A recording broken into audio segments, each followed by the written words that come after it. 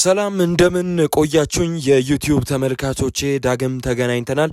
ሰፋ ያሉ መረጃዎችን ዛሬም እንደተለመደው ላደርሳችሁ ዝግጅቴን ጨርሻለሁኝ። እናንተም አብራችሁኝ እንድትቆዩ ስለ ክለባችን አርሰናል የተለያዩ ሀሳቦችን እንግዲህ እንድትካፈሉኝ ስል በአክብሮት እጠይቃለሁኝ። ቪዲዮውን ከመጀመራችሁ በፊት ላይክ፣ ሰብስክራይብ፣ ሼር እንድታረጉም እጋብዛችኋለሁኝ። እስከ መጨረሻው ቪዲዮንም ተከታተሉት። ሰፋ ያሉ የዝውውር መረጃዎችን ዛሬም የምንመለከት ነው የሚሆነው። ያው አርሰናል ላለፉት ሳምንታት በስፋት በዝውውር መረጃው ስሙ ከተለያዩ ቡድኖች ጋር ሲያያዝ እንደሰነበተ እንግዲህ እናስታውሳለን። ነድፈኞቹም ቢሆኑ ታለንትን እስከ መመልከት ሌሎች ስታሮችን እስከ ማምጣት ድረስ በዝርዝራቸው ውስጥ እንግዲህ ያካተቷቸው በርካታ ተጫዋቾች እንዳሉ እየተመለከትን የምንገኘው። በዛሬው ዕለት ግን ላደርሳቸው የወደድኩት መረጃ ትናንትና መሻሹን በስፋት ሲወጡ የነበሩ አዳዲስ ስሞች ከአርሰናል ጋር ሲያያዙ ነበረ። ታማኝ የመረጃ ምንጮች ናቸው እነዚህ መረጃዎች ደግሞ ያወጡት። ለዛ ነው ለእናንተ እንግዲህ ለአድማጮች ለማድረስ የመጣሁት። በነገራችን ላይ መረጃዎችን ብዙ ጊዜ ስትመለከቱ አንድ እንግዲህ ሊጠቁማቸው የምፈልገው ነገር ካለው የሀገሪቷ እንግዲህ የመረጃ አውታሮች የበለጠ የዛን ተጫዋች መረጃ ቼክ ለማድረግ እንድትሞክሩ ጋብዛችኋለሁ። አሁን ዛሬ ላነሳላቸው የወደድኳቸው ተጫዋቾች ሜሰን ግሪንውድ አለ፣ እንዲሁም ደግሞ ኒኮፓዝ አለ። ዲማሬዚዮ ነው የኒኮፓዝ መረጃውን ለምሳሌ ያወጣው ከዛው ከጣሊያን ማለት ነው። አሁን ኒኮፓዝ እንግዲህ ለኮሞ ነው የሚጫወተው። እንዲሁም ደግሞ ሜሰን ግሪንውድ ለኪፕ ነው የበለጠ የፈረንሳይ ታማኝ የመረጃ ምንጭ የሚባለው ማለት ነው። ለኪፕ ነው ያወጣው። አንዳንድ ጊዜ ያው በሁለቱም መካከል ሁሌ ታማኝነት ይኖራል፣ ሁሉም ላይ አይስቱም ማለት ባይሆንም የበለጠ ግን ለመረጃዎች ቅርብ ይሆናሉ ካሉበት እንግዲህ ሀገር መረጃዎች አንጻር ማለት ነው። ሌላም ደግሞ ባርኮላ እንመለከታለን። ሶስቱን ተጫዋቾች በስፋት ለመመልከት እንሞክራለን። እስኪ በቅድሚያ ግን ከሜሰን ግሪንውድ እንጀምር። እንግዲህ ሜሰን ግሪንውድ ላለፉት ሳምንታት ስሙ በተደጋጋሚ ከተለያዩ ቡድኖች ጋር ሲያያዝ የነበረ ተጫዋች እንደነበር ማስታወስ አለብን። ሮማ በጥብቅ እንግዲህ ተጫዋች ይፈልገዋል፣ ለዝውውሩም ክፍት ነው፣ የዝውውር እንግዲህ ጥያቄም ለማቅረብ ይፈልጋል የሚሉ መረጃዎች በስፋት ሲወጡ ቆይተው ነበር። ነገር ግን እንግዲህ ኦሎምፒክ ዴማርሴ የሚጫወተው ሜሰን ግሪንውድ እንደሚታወቀው ወደ ኦሎምፒክ ዴማርሴ ከሄደ በኋላ ጥሩ ቁጥሮችን በቡድኑ ውስጥ ማስመዝገብ እየቻለ እንደሆነ ይታወቃል። ይህ ተጫዋች ታዲያ በዚህኛው ክረምት ከማርሴይ ጋር ማርሴይ ካለበት አንዳንድ የፋይናንሻል ችግሮች አንጻር ክለቡ ሊለቀው እንደሚችል መረጃዎች ያሳያሉ። ሜሰን ግሪንውድም ቢሆን በአውሮፓ ሻምፒየንስ ሊግ ይበልጥ ተፎካካሪ በሆነ ቡድን ውስጥ ሄዶ መጫወትን ምርጫው ሊያደርግ ይችላል የሚሉ አንዳንድ መረጃዎች አሉ። ታዲያ ሌኪፕ እንዳወጣው መረጃ መሰረት ከሆነ ሜሰን ግሪንውድን ያለፉትን እንግዲህ ቀናቶች ሁኔታውን አርሰናልና ቶተንሃም ስፐርስ እየተከታተሉት እንደሆነ አንዳንድ መረጃዎች እያሳዩ ነው። ከሌኪፕ የወጣው ማለት ነው። ሌኪፕ እንደሚታወቀው በፈረንሳይ ካሉ ታማኝ የሚዲያ አውታሮች መካከል አንዱ እንደሆነ ይታወቃል። ለዛ ነው አሁን ላይ ሜሰን ግሪንውድን ከአርሰናል ጋር ያገናኘው ስም የበርካቶችን ትኩረት እየሳበ እየተመለከት ነው የምንገኘው ማለት ነው። ሜሰን ግሪንውድ በአጠቃላይ በታለንት ደረጃ ከተወሰደ በማንቸስተር ዩናይትድ ካየናቸው ላለፉት ዓመታት ድንቅ ብቃት ከነበራቸው ተጫዋቾች መካከል አንዱ ነበር። ያው ከአስገድዶ መድፈር ጋር ተያይዞ በማንቸስተር ዩናይትድ ቤት መቆየት አልቻለም ነበር። እሱን እስኪ በጥልቀት አርሰናል ቢመጣ እንኳን የተጫዋች ምን ያህል ኢፌክት አለው አርሰናል ላይ የሚለውን እንመለከታለን። ቀድሚያ ግን በአርሰናል ቤት ቢመጣ ያለውን ጠቀሜታ ለመመልከት እንሞክር። እንዲሁም ደግሞ በአርሰናል የሚፈለግ አይነት ፕሮፋይል ነው ወይ የሚለውንም ሜሰን ግሪንውድን በጥቂቱም ቢሆን ለማየት እንሞክራለን። እንደሚታወቀው ሜሰን ግሪንውድ ወደ ኦሎምፒክ ዴማርሴ ከሄደ በኋላ የጎል ተሳትፎቹ ከፍተኛ ናቸው። በአቋም ደረጃ ሜሰን ግሪንውድ ድንቅ የሆነ የግራ እግር ተጫዋች፣ በቀኝ ክንፍ መጫወት የሚችል የዘጠኝ ቁጥር ቦታ መወጣት የሚችል ሌሎች የፊት መስመር ሚናዎችንም በሚገባ ምናልባት ቨርሳታይል ሆኖ ሊወጣ የሚችል አይነት ተጫዋች እንደሆነ ይታወቃል። ከቦክስ ውጭ የሚያስቆጥራቸው ጎሎች አሁንም በተለይ ዩናይትድ ቤት በነበረበት የመጀመሪያ ጊዜያቶቹ ላይ አይናችን ላይ ያለው ከቦክስ ውጪ የሚያስቆጥራቸው ድንቅ ጎሎች እንደሆኑ ይታወቃል። አንድ ለአንድ ግንኙነቶችን ማሸነፍ የሚያስቸግረው አይነት ተጫዋች እንዳልሆነ ይታወቃል። የበለጠ በማጥቃት እንቅስቃሴዎች ላይ ለካውንተር አታክ ምቹ የሆነ ተጫዋችም ነው ሲሉ ብዙዎች ይናገሩለታል። ሜሰን ግሪንውድ በጥራት ደረጃ ምንም ጥያቄ የማይነሳበት ምናልባት ካሪንግተን ካለፉት ዓመታት ካፈራቻቸው ድንቅ ፍሬዎቿ መካከል ሜሰን ግሪንውድ አንዱ ነው ቢባል ምንም ግነት የማይሆንለት ድንቅ ታዳጊ ተጫዋች ነው ስቲል ነው። እድሜው በነገራችን ላይ የገፋ አይነት ተጫዋች አይደለም። አሁንም በኦሎምፒክ ዴማርሴ ድንቅ ሲዝን ነው ማሳለፍ የቻለው። በፈረንሳይ ሊግ ምናልባትም በአመቱ ምርጥ ተጫዋቾች መካከል መካተት ከነበረባቸው ውስጥ አንዱ እንደነበር ይታወሳል። ለከፍተኛ ጎል አስቆጣሪነቱም እሱ ይበልጥ እንግዲህ ከፍተኛ እድል ኖሮት እንዳሸነፈም ይታወሳል ማለት ነው። ይህ ተጫዋች ምናልባት በአርሰናል ቤት ቢመጣ እንደ ሚኬል አርቴታ አይነት ወጣቶች ላይ ይበልጥ እንግዲህ ልዩነቶችን የመፍጠር አቅም ያላቸው አይነት አሰልጣኞች ሲያገኙት እንግዲህ በደንብ ሊጠቀሙበት ይችሉ ነበረ። እንዲሁም ደግሞ ምንም ጥያቄ የሌለው ነገር ምናልባት ሜሰን ግሪንውድ ከዚህ ቀደም በእንግሊዝ ፕሪሚየር ሊግ ተጫውቶ ያለፈ አይነት ተጫዋች ነው። የመላመድ ችግር ላይኖርበት ይችላል። አዳፕት ለማድረግ በቡድኑ ውስጥ ያን ያህል ላይቸግረው ይችላል። ምናልባት ግን በዚህ ቡድን ውስጥ በየትኛው ቦታ በተለይ ደግሞ እሱ በሚመቸው አይነት ቦታ የምንሄድ ከሆነ የቀኝ ክንፍ ተጫዋች ሆነ ሲጫወት እንግዲህ የበለጠ ፍሌክሲብል እንደሆነ ይታወቃል። የተጫዋች ምቾትም ይሰማዋል። እንዲሁም ደግሞ በ9 ቁጥር ሲጫወትም የተሻለ ተጽዕኖ ሊፈጥር የሚችል አይነት ተጫዋች እንደሆነ ይታወቃል። ነገር ግን የ9 ቁጥር ቦታውን ይበልጥ አሁን ላይ ቪክቶር ዮኬሬሽ እንዲሁም ደግሞ ካይ ሃቨርትዝ የያዙት ቦታ ነው። የቀኝ ክንፉን ደግሞ ቡካዮ ሳካ አለ። ከዛ በኋላ ኖኒ ማዱዌኬ ነው። እንዲሁም አርሰናል ምናልባት ይበልጥ የሚፈልገው የግራ ክንፍ ተጫዋች ነውና ሚኬል አርቴታ የሚና ለውጥ እንግዲህ አምጥቶበት የተጫዋች ላይ እንዳልኳችሁ ቀደም ብዬ በተለያዩ የፊት መስመር ቦታዎች አደጋ መፍጠር ስለሚችል የፊት መስመር ቦታው ላይ ከግራ እንዲነሳ ሊያደርገው ይችላል የሚሉ አንዳንድ መረጃዎችን እየተመለከትን እንገኛለን። የወርክ ሬት ጥያቄም አንዳንድ ጊዜ የሚነሳበት ተጫዋች ነው። በተለይ ደግሞ በአርሰናል ቤት መጫወት የምትፈልጉ ከሆነ ይበልጥ በመከላከሉም ላይ የፈለገ የማጥቃት ባህሪ ቢኖራችሁ መስራት ይጠበቅባችኋል። አርሰናል እንደ ቡድን የሚከላከል አይነት ቡድን እንደሆነ ባለፉት ዓመታት ተመልክተናል። ምን ያህል በአውሮፓ መድረክ የመከላከል ተጽዕኖ እንዳለው በነገራችን ላይ ተመለከት ነው። በባክፎሩ ብቻ አይደለም ዊንገሮቻቸው ለምሳሌ አሁን ቡካዮ ሳካ በአውሮፓ ሻምፒየንስ ሊግ የፍጻሜ ጨዋታ ላይ የነበረውን እንግዲህ እንቅስቃሴ ከተመለከታችሁት ካጠቃው የበለጠ ፓሶችን ካደረገው እንቅስቃሴ የበለጠ ፓስ ካደረገው ድሪብል ካደረገው የበለጠ የመከላከል ባህሉ ላይ ጎልቶ ተመልክተ ነው እንደነበር እናስታውሳለን። ስለዚህ በአርሰናል ቤት የምትመጡ ከሆነ ታታሪነት ይጠበቅባችኋል። ወደኋላ ተመልሳችሁ መከላከል ከእናንተ ከሚጠበቁ ባህሪያቶች መካከል አንዱ ሆኖ ልናየው እንችላለን። ሜሰን ግሪንውድ ያንን ማድረግ ይጠበቅበታል። በአርቴታ የጨዋታ ሲስተሙ ፊት ማድረግ የምትፈልጉ ከሆነ እንዲህ አይነት ሲቹዌሽኖችን ማለፍ ይጠበቅባችኋል ማለት ነው።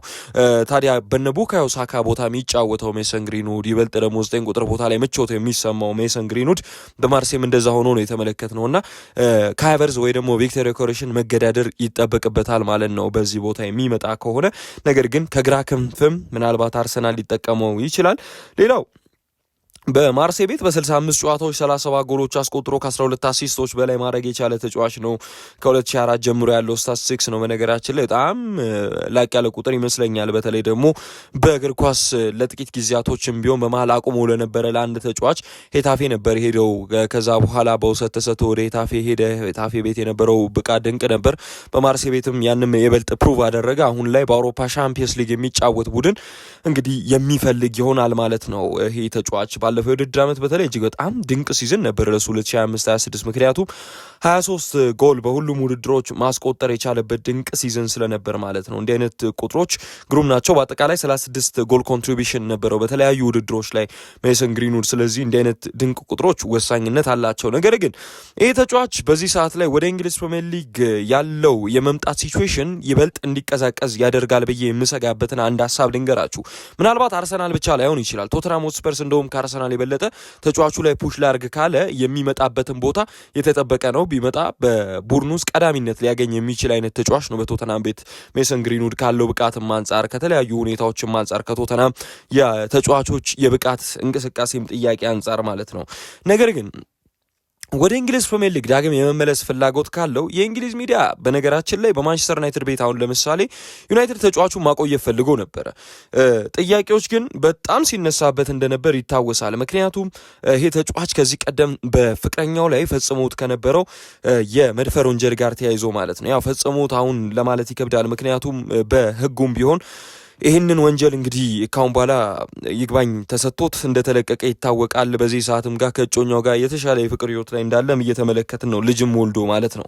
ነገር ግን በእንግሊዝ ሚዲያዎች በምን ያህል ደረጃ አንድ ተጫዋቾች ላይ ኢፌክት እንዳላቸው እናውቃለን። ከፍ እናድርገውም ካሉ ተጫዋቻቸውን እስከ ላይ መስቀል ይችላሉ፣ ዝቅም ካደረጉ እንደዛ ናቸው። እንደውም ለዚህ ነው ተጫዋቹ በእንግሊዝ ብሔራዊ ቡድን ውስጥ ካሁን በኋላ እድል አያገኝም ተብሎ ወደ ጃማይካ የዘር ግንዱ ከሚመዘዝበት ወደ ጃማይካ ሀገር ብሔራዊ ቡድን እንግዲህ ሄዶ ይጫወታል የሚሉ በርካታ መረጃዎች ወጥቶ የነበረው እንደውም ይቀይራልም ተብሎ ይጠበቃል። ከዚህ በኋላ በጃማይካ ብሔራዊ ቡድን መለያ ነው እሱ ልንመለከተው የምንችለው እንጂ በሶስቱ አናብስት መለያ የመመልከት እድላችን ዝቅተኛ ነው ሜሰን ግሪንውድን። ለዚህ ነው በርካታ መረጃዎች ወደ እንግሊዝ ፕሪሚየር ሊግ ከመጣ ይህንን መቋቋም አለበት የሚሉት። ለምሳሌ ያክል ደጋፊዎች ይህንን ተጫዋች አይፈልጉትም። ብዙ ደጋፊዎች ባይባልም አንዳንድ ደጋፊዎች ከመድፈር ወንጀል ጋር ተያይዞ ስሙ የተነሳ ስለነበረ ደጋፊዎች ቡድናቸውን እንዲህ አይነት ተጫዋች እንዲወክል አይፈልጉም። እሱ ብቻ አይደለም እንግዲህ ጋዜጠኞችም ይህንን ያካትታል። እንዲሁም ደግሞ ስፖንሰሮችም ጭምር አርሰናል ቤት አሁን ለምሳሌ የሚመጣ ከሆነ የተለያዩ በአርሰናልን እንግዲህ ስፖንሰር የሚያደርጉ ተቋማቶች ይህንን ተጫዋች በማስፈረማቸው ምክንያት ራሳቸውን ከስፖንሰርሺፕ ሊገነጥሉ ይችላሉ። በኦሎምፒክ ዴ ማርሴይ ሲሄድ ብዙ ጫናዎችን እንግዲህ አልፎ እንደነበር ይታወሳል። ተጫዋች ማርሴይም ሪስኮን ወስዶ ነው ይህንን ተጫዋች ያመጣው። ያው ይበልጥ በፈረንሳይ እንደ እንግሊዝ እንዲሁም ደግሞ እንደ ተለያዩ ሊጎች ሚዲያዎች ያን ያህል ተጫዋቾችን ሲያብጠለጥሉ አትመለከቱም።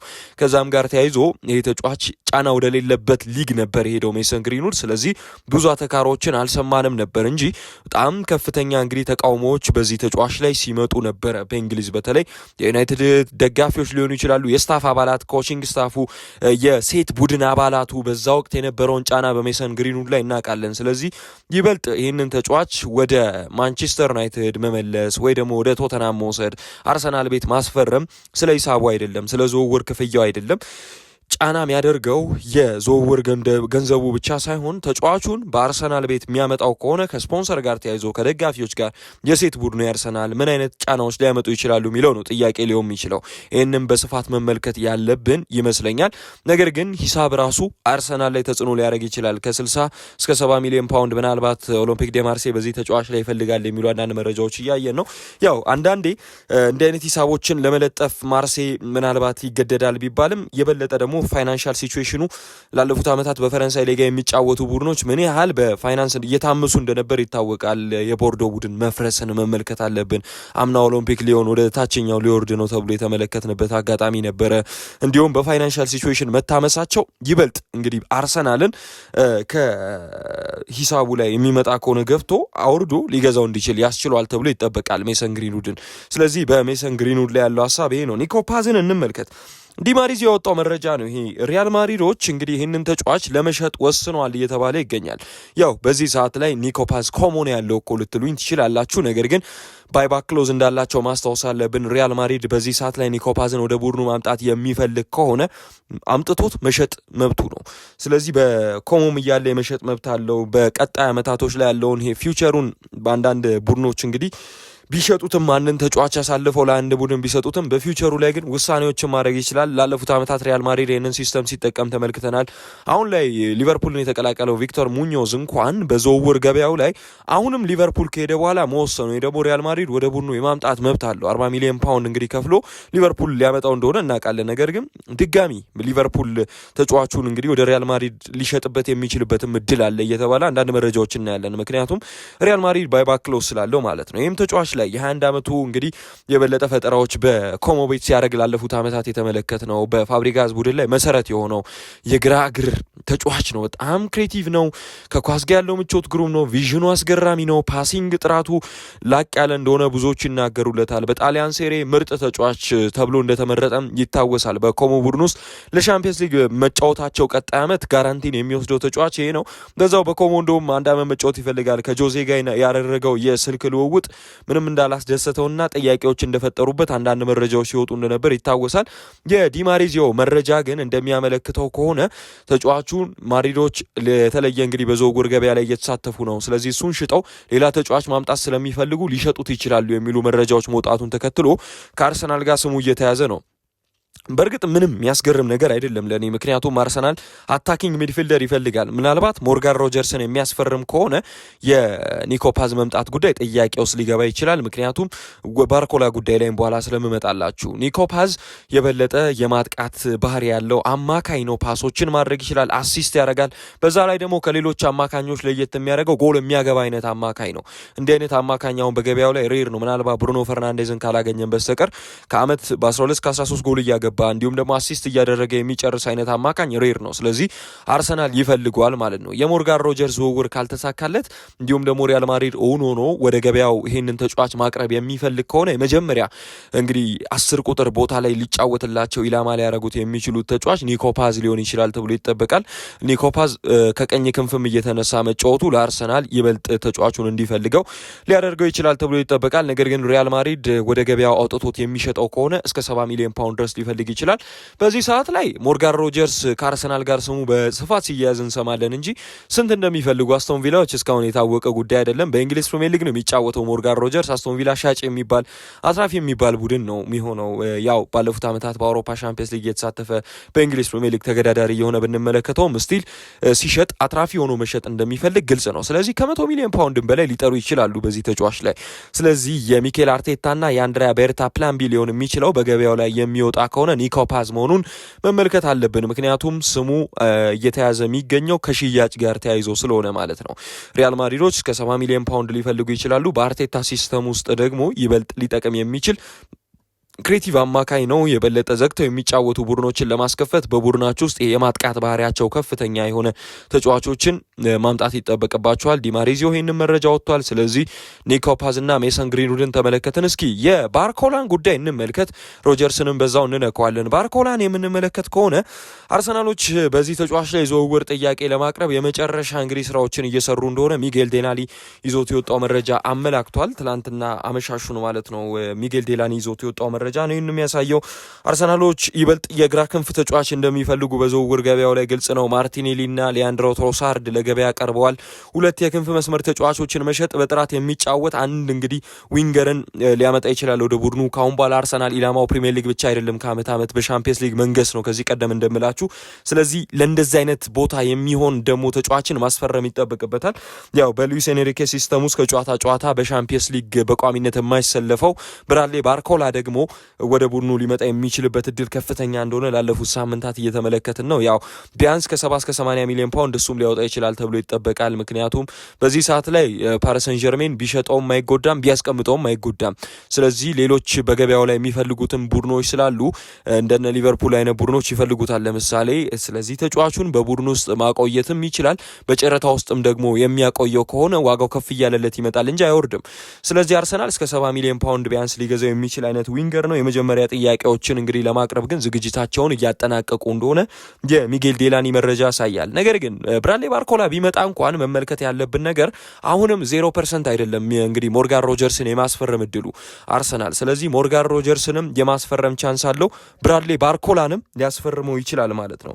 ከዚህ ጋር ተያይዞ እንግዲህ መረጃዎች እየተመለከትን የምንገኘው ብራድሊ ባርኮላ ሞርጋን ሮጀርስን በቡድን ውስጥ የሚመጡበት እድል አለ። እጅግ በጣም ጥራት ያላቸው ሁለት ተጫዋቾችን በማጥቃት ባህሪ ላይ አርሰናል በሚቀጥሉት ሳምንታት ምናልባት ሊጨምር ይችላል ማለት ነው። እስኪ እናንተ ማንም ይመጣ ይመስላችኋል? ቅድሚያ ሀሳባችሁን አጋሩኝ። ሰብስክራይብ እያደረጋችሁ ከኔ ጋር አብራችሁ ጥሩ ቆይታ እንድታደርጉ ጋብዛችኋለሁኝ። ሌሎች መረጃዎችንም በስፋት የምንመለከት ይሆናል በሚቀጥሉ ቀናቶች አብረን ከአርሰናል ጋር በተያያዘ ጥራት ያላቸው ተጫዋቾች ከአርሰናል ጋር ስማቸው እየተያዘ ነው፣ ታለንቶች እንዲሁም ደግሞ ኤላይት የሚባሉ ጥሩ ተጫዋቾች። ስለዚህ የሚቀጥሉ ቀናት ላይ ዳግም እንገናኛለን። ቸር ቆዩልኝ።